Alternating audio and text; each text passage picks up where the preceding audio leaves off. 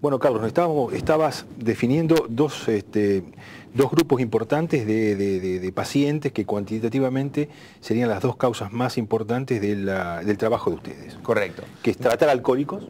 Bien, dentro de este grupo, entonces, Claro. que estábamos hablando del grupo de consumidores de sustancias, entonces estamos con que el alcohol, la segunda causa eran los medicamentos y después viene la cocaína. Y después viene. Esto es importante remarcarlo porque normalmente se escucha mucho hablar del grave problema que tenemos de drogas ilegales, consumo, uso y abuso. La verdad que dependencia es un poco más problemático lo que nos pasa con el Paco, pero no con la cocaína y con la marihuana. Sin embargo, lo que vemos en los servicios, que lo que más consulta son problemas por drogas legales. Alcohol y medicamentos. Con el agravante que cada vez tenemos una mayor consulta, una mayor demanda de pacientes menores de 20 años. ¿Tanto por alcohol o por medicamentos? Por todo el espectro. Ajá. La verdad que por todo el espectro. El otro 50% corresponden a intoxicaciones de distinta índole. Tenemos muchas consultas por ahí laborales, algunas ambientales. El tema ambiental es un tema que viene aumentando en la demanda. Tenemos grupos de pacientes importantes que vienen muchos del oeste de la provincia de Buenos Aires y que viajan para ser atendidos, por ejemplo, por el problema del arsénico en el agua. Hemos tenido pacientes de países limítrofes que vienen a ser asistidos y que hacemos seguimiento por cuestiones laborales, en el caso de algunos de los países limítrofes por problemas de contaminación dentro de las empresas y que entonces viajan a ser asistidos al servicio. Después tenemos un número importante de pacientes que tienen intoxicaciones accidentales, en muchos de estos casos a veces son chicos. Tenemos un grupo importante de gente que mezcla productos de limpieza y como son la lavandina, el detergente, agua caliente, se quedan ahí mirando cómo empieza a producirse la limpieza y esto en general genera problemas pulmonares y broncoespasmos, algo parecido al asma. En los hogares habitualmente hay una diversidad de productos que son potencialmente altamente tóxicos. Enorme, la gente no tiene idea. Y que hay una exposición en el hogar en forma digamos, no controlada, se le ha perdido el miedo a cosas que son sumamente tóxicas.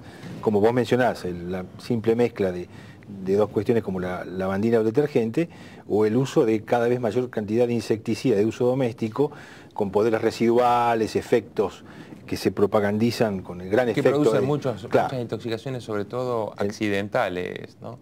Y después, bueno, dentro del hogar también tenemos muchos productos que antes creíamos que no eran tóxicos y que ahora sabemos que son definitivamente nocivos, no por ahí solo para la persona, sino para el ambiente y las próximas generaciones, como por ejemplo lo que es el uso de termómetros de mercurio. Estamos tratando de prohibir, se prohibió hace 2 años la producción y comercialización de tensiómetros que contienen columnas de mercurio.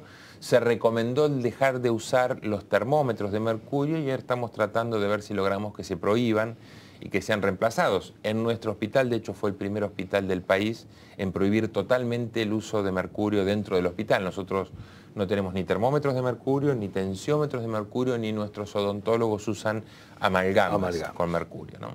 Pero bueno, es un cambio paulatino que a veces uno no se da cuenta el impacto que genera, pero fíjese, el Hospital Fernández, el último año que compró termómetros de mercurio fue en el año 2006 y se compraron en el año 7.000 termómetros.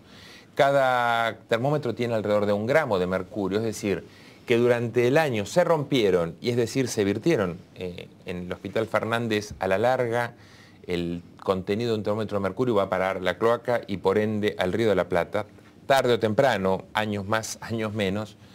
Es decir, que solamente un hospital de la Ciudad de Buenos Aires vertía 7 kilos de mercurio por año al medio ambiente. Bueno, esto quiere decir... Hacer el cálculo, expandir el cálculo ya es obsceno. Exactamente. Eso quiere decir que en poco tiempo vamos a tener una concentración de mercurio en el Río de la Plata con un agua que nosotros usamos después para beber, con un riesgo muy grande. Entonces, el problema no es que se nos rompa en casa un termómetro de mercurio, el tema es que cuando se nos rompa no compremos otro de mercurio, ¿no?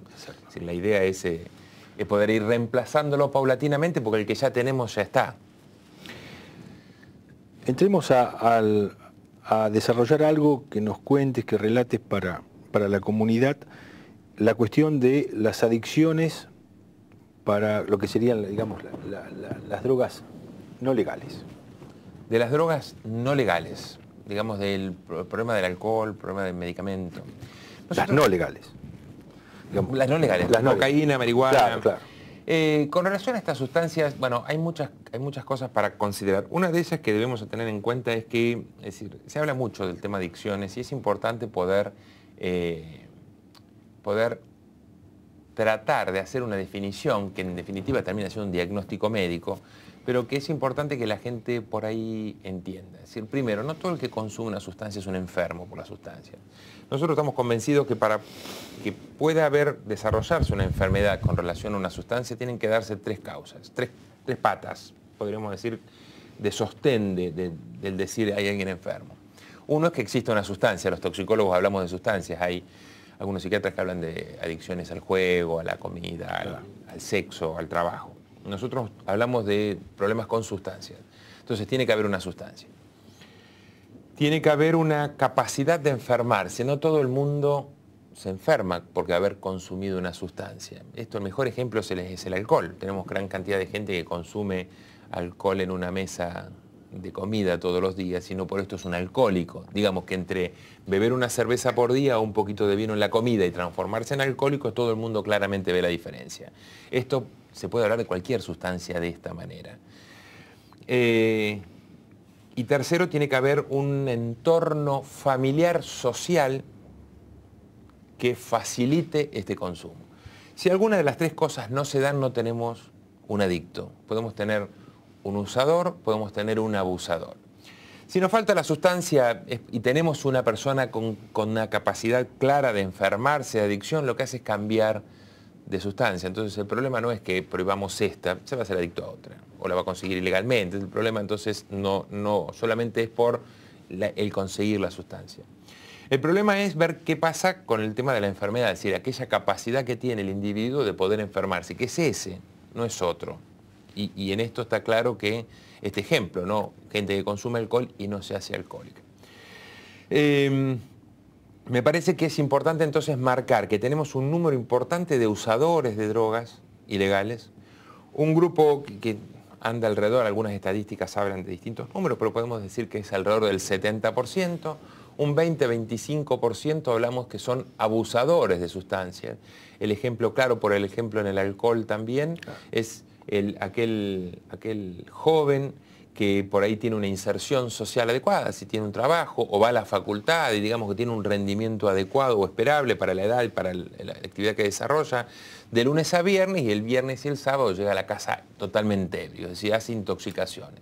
Esta persona está abusándose de una sustancia. Y después tenemos el que no puede vivir sin la sustancia, que es el adicto a una sustancia ilegal como es la cocaína o la marihuana, o a una sustancia legal como puede ser el alcohol, los medicamentos o las mezclas. Esta última fracción, ¿qué porcentaje entonces? Es el menor, el menor es del 4 al 6%, dependiendo las estadísticas. Estás, digamos, haciendo afirmaciones que un poco desmistifican bastante lo que es el discurso dominante en el plano este, ¿no? Muchas veces tienen la idea de que saben que alguien consume o consumió cocaína y tiene idea que es un adicto perdido. Y en realidad esto también tiene que ver con este enfoque, con el enfoque que se le ha venido dando desde hace muchos años en el país. No voy a hablar yo de lo legal porque es algo que no manejo, pero digamos que se ha tendido a criminalizar al consumidor de sustancia, ¿no? Entonces se lo ha asociado en algún momento, el consumidor era un subversivo, después fue un delincuente, claro. Y lo que estamos tratando, es decir, desde el hospital nuestro y desde muchas otras instituciones como la Comisión, como distinta gente desde la Corte Suprema con los últimos fallos, o desde distintos jueces y muchos ámbitos, de tratar de poder ubicar al consumidor de sustancia en lo que corresponde, que es el ámbito de salud. Y sí que sea el ámbito de salud, médicos, psicólogos, el equipo de salud, el que determine si es un usador, un abusador o un dependiente y qué tipo de dispositivo de tratamiento requiere, y si lo requiere, entonces primero precisar si está enfermo, y si está enfermo, qué se le puede ofrecer desde el ámbito de salud.